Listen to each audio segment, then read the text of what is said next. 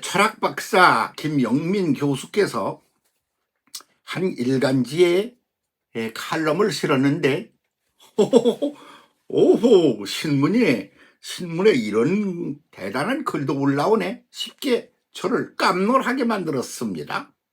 제목이 뭐냐? 그러면 삶과 죽음의 기로에 선 21세기 한국, 이런 제목이에요. 뭐요? 한국이 삶과 죽음의 기로에 서 있다고? 무슨 제목이 이런 게 있나 하고 놀랐습니다.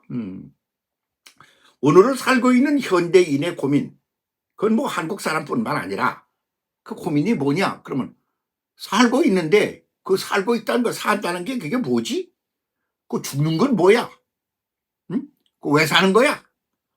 뭐 이런 질문에 대한, 영원한 질문에 대한 답을 갖고 있지 못한 채 계속 그 질문을 던지고, 그리고 그 속에 헤매며 오늘을 살고 있는 게 인생이요, 역사다. 그러면 지금 뭐 과학이 무지무지 발달하고 뭐 우주를 막 다니고 뭐 별걸 다 하지 않아요? 드라마에 보니까 뭐 주사를 몇 방 놔가지고 아이를 갖다 뇌세포를 바꿔서 천재를 만드는 얘기가 또 나옵니다. 그러면 초인간적인 그런 존재가 주사 몇 방으로 만들어질 수도 있다. 뭐 이런 그 주제를 갖다가 내던지는 거 아니에요? 그렇게 이렇게 놀라운 세계인데, 그렇다고 해서 죽지 않는 사람은 없다 이 말입니다. 그 죽음은 어떻게, 그건 뭐야? 산다는 건 뭐고 죽는다는 건 뭐야? 어? 왜 사는 거야? 이 질문은 영원한 질문이 돼 있다 그 말입니다.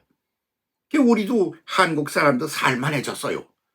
과학적으로도 상당히 발전하고 괜찮아졌다 이 말입니다. 그래서 괜찮은 세상인데 그 질문은 여전히 남아있어.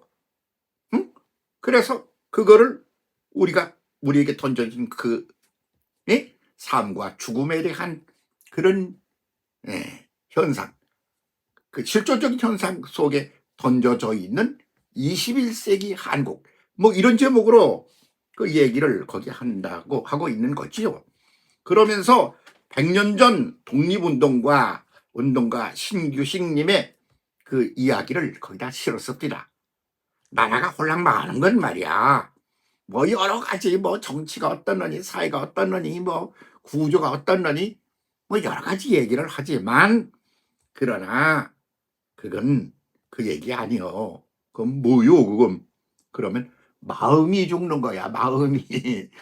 이렇게 말을 했다 그런 말입니다. 그게 무슨 그렇게 그 동화책 얘기 같은 얘기를 하나?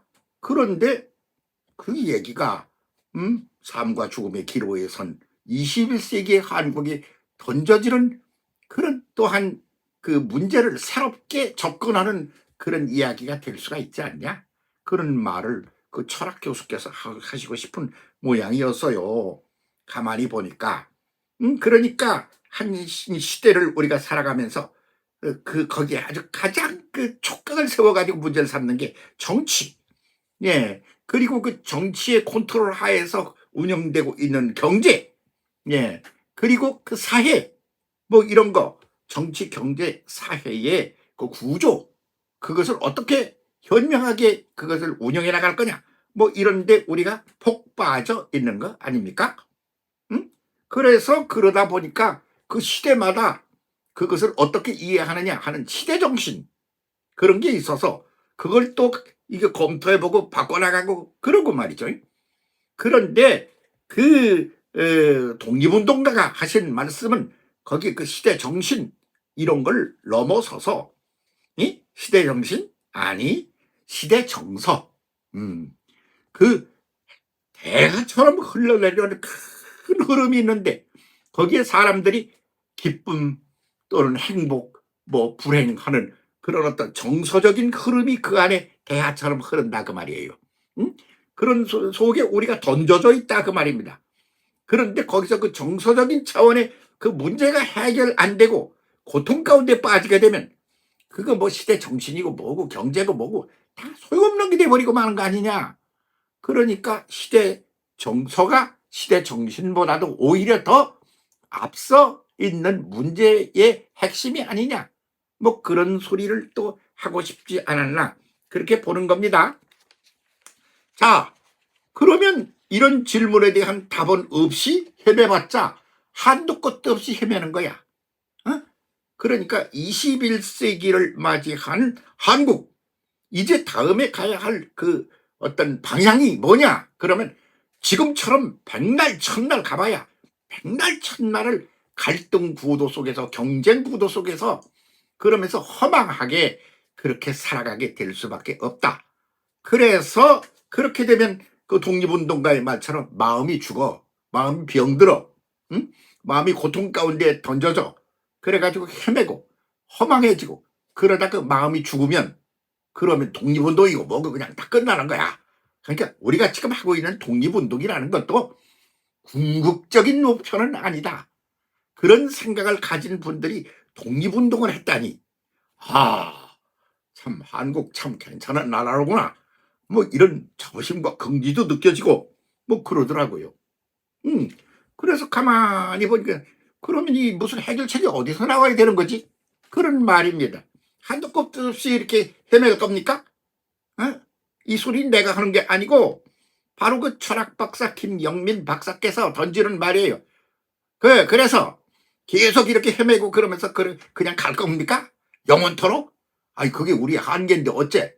아니지. 그것도 해결하고 넘어가야 될 과제 중에 하나인 거지. 그렇게 던지고 싶으신 거죠. 응? 그래서 우리에게 그런 문제를 던지고 있다 그런 말입니다. 그래서 인류사를 들여다보면 그걸 해결해 보려는 노력들이 진행되고 있었죠. 맨 먼저 뭐냐? 아이고 우리가 가지고 있는 이 몸이라고 그러는 거, 그리고 우리가 밥먹을 먹고 뭐 살아가는 물질적인 차원의 이 세계라는 거, 그리고 그 속에서 우리를 컨트롤하고 지도하고 이끌어가는 정신세계라고 하는 거, 뭐 이런 게 존재하지 않아요? 그게 다 사람에게서 나오는 거 아닙니까? 사람 머리에서 나오고 가슴에서 나온단 말입니다. 그런데 그 사람 머리에서 나오고 가슴에서 나오는 그 인간, 그런 물질 차원 말고 그 보이지 않는 차원의 세계도 존재한다. 거기에 눈을 뜨게 된 게 무속신앙이라는 거죠. 아, 무속신앙 그게 뭡니까? 그러니까 거기서는 윤리도 없고, 무속신앙의 말이도 무당이 무슨 윤리가 있어요? 도덕이 있어요? 아, 윤리의식이 있어요? 아무것도 없잖아요. 예? 다만 있는 게 뭐냐 그러면 이 물질 차원에서 우리가 살고 있는데, 그 물질 차원 그 저쪽 저편에 보이지 않는 영적 차원이라는 게 있다. 물질 차원의 영적 차원의 그 중간 다리에 정신 차원이라는 게 있는데, 그 정신 차원이라는 게 제대로 시스템을 갖추지 못하면 그러면 무속신앙이 되는 거죠. 그래서 그런 무속신앙, 그 영적 차원의 것이 존재한다. 거기에 논리가 개재하여 들어가면, 그렇게 하면 이제 그때는 그는 그 무속신앙에서 그것이 하나의 정신 차원의 것이 되는 거죠. 그래서 시대정신이라는 게 나와서 각 시대를 또한 컨트롤한다 그 말입니다. 그런데 시대정신 말고 진짜로 사람을 아주 끝장나게 만드는 건 시대정서다. 그런 소리를 김영민 박사께서 하시고 싶고, 그리고 옛날에 그 망국의 이야기, 나라가 망하는 건 뭐 딴 게 아니고 마음이 죽는 거야, 이렇게 말하신 신규식님의 그 이야기를 주는 그런 이유이고 그 핵심이다. 뭐 이렇게 보여지는 것이죠. 그런 때 지금 우리가 와 있대요. 과학도 발달하고 뭐 천문학도 발달해서 뭐 우주로다가 뭐 또 쏘고 그렇지 다 하잖아요. 그런데 그런 재주를 가지고 고작 또 만드는 게 뭐예요? 어떻게 하면 한 방에 저놈들을 다 죽여버려서 우리가 승리를 하나? 아, 그거 지금 또 전쟁 나고 그러는 게 다 그런 소리 아닙니까? 그렇게 그거를 극복하고 넘어가야 될 그런 중요한 과제들은 제쳐두고 그 속에 그런 시스템 안에서 컨트롤을 당하고 있단 말이에요. 그러니까 이게 정서적 차원의 이게 평화가 없는 거죠. 그런 평화를 제대로 깨달아 누리려고 한다면 어떻게 되는가? 그러면 말입니다. 솔로몬의 평화. 솔로몬이란 말이 평화라는 뜻이거든요. 평강이라는 뜻이거든요. 그런데 도전과 응전, 뭐 이것저것 전쟁, 뭐 이런 거, 사탄과의 투쟁, 이런 걸 통해서 학습을 해서 그렇게 해서 평화의 상태로 가는 거, 그거 말고 그게 우리가 말하는 세속적인 평화인데, 솔로몬이라는 말은 무슨 뜻이냐 그러면 그 원리 진리를 깨달아 가지고 그런 거 없이 그냥 알고 보니 이런 거네, 그렇게 해서 평화가 내면에 이루어질 때 그걸 솔로몬이라 그런다 말입니다. 그런 평화 같은 거죠. 뭐 그런 거를 추구해 가야 되는 거 아닌가, 그런 거죠. 그럼 이거를 해야 될 게 누구냐 그러면 비논리에서 논리로 다시 초논리로 올라가서 그런 세계를 질펀하게 열어야 될 종교의 책무인데, 그런데 오늘의 종교가 그런 사명을 인식하고 있나? 그리고 그에 대한 어떤 대안이나 플랜이 있나? 그럴 때 그렇지를 못한 거죠. 그러니까 죽음과 삶의 기로에 선 21세기 한국, 오늘의 우리의 현상이 이루어지고 전개되고 있는 게 아니냐, 그런 소리를 하고 싶은 거였다고 보는 것입니다.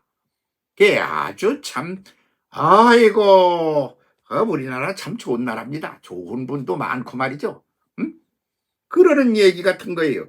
그러면 비논리에서 논리의 세계로 지금 와서 헤매고 있는 거 아닙니까? 그러면 그 다음에는 논리와 비논리를 합해서 초논리로 넘어가야 되는 거 아닙니까? 그렇게 될 때 솔로몬의 평화가 오는 거라 그런 말입니다. 그렇게 될 때 그 다음에 오는 것이 뭐냐? 그 삶과 죽음이 매 장벽이 깨어지는 것이지 않습니까? 저는 예수 믿는 사람으로서 예수님이 살고 죽고 이런 경계선을 샥 때려 부시고 가시는 분이거든요. 예? 예수님의 부활? 난 그 부활이라는 말 안 좋아해요. 예수님은 하나님이 사람의 몸을 입고 오셨어. 그러면 다시 그 몸의 그 차원 한계 그걸 딱 때려 부시고 그렇게 하고는 그냥 올라갔어. 예? 올라갔다 그 말이야. 그래서 그냥 그 비논리의 세계, 논리의 세계, 초논리의 세계를 한 통 속으로 만들어버린, 그런 인식의 세계를 우리에게 던져준 그런 거죠. 요즘 뭐 종교가 여러 가지가 나와가지고 지금 이스라엘이 싸우고 그러는 것도요, 뭐 딴 얘기 아니고 거기서 그 하나님이, 신이, 절대적인 신이 인간이 되어 왔다. 그래서 그 인간이 되어 와서 다시 신의 세계로 가고, 그리고 신과 인간 이런 인류의 역사가 융합이 된 새로운 제3시대를 여는 게 이 시대의 과제다. 그걸 제시한 것이 예수 그리스도 임마누엘 하나님이시기 때문에 그 논리적 차원에서 볼 때 다른 종교하고는 종자가 틀리다. 저는 그렇게 보는 사람입니다. 내가 믿는 종교를 선전하려고 이런 소리 하는 거 아니고, 논리적인 구조를 샅샅이 뒤져보니까 그렇게 인식을 할 수밖에 다른 길은 없더라. 그렇게 보는 거지요. 자, 대한민국 어떻게 가야 되겠습니까? 삶과 죽음의 기로에 선 21세기 한국, 이걸 깨고 넘어가는 그런 세상을 만들어 봅시다. 그런데 지금 종교, 이 땅에 있는 종교 가지고는 참 안 될 것 같아요. 우리가 먼저 그것을 파쇄하고 그 경계를 때려 부수고, 그렇게 하고는 전체가 융합된 비논리, 논리, 초논리의 세계가 하나로 융합된 세계를 만들어내는 미래의 세계를 제대로 열어가야 할 과제가 오늘 우리에게 주어지는 것 아니냐, 그렇게 생각됩니다. 그래서 지금 여러 가지 이 국제적인 또는 인류사적인 그런 힘든 국면에 우리가 던져져 있지 않습니까? 그거는 그런 걸 파쇄한 제3의 세계, 영성의 세계, 그런 성령의 제3세계를 이루어내기 위한 하나의 단계라고 보고 저는 긍정적으로 바라보는 쪽의 입장의 사람입니다. 예, 우리의 미래 제대로 한번 근사하게 함께 열어가 봅시다. 절망하지 말고 희망을 가집시다. 초론리의 세계에 희망을 던져줍시다. 우리 함께 그 세계를 향하여 달려갑시다. 감사합니다.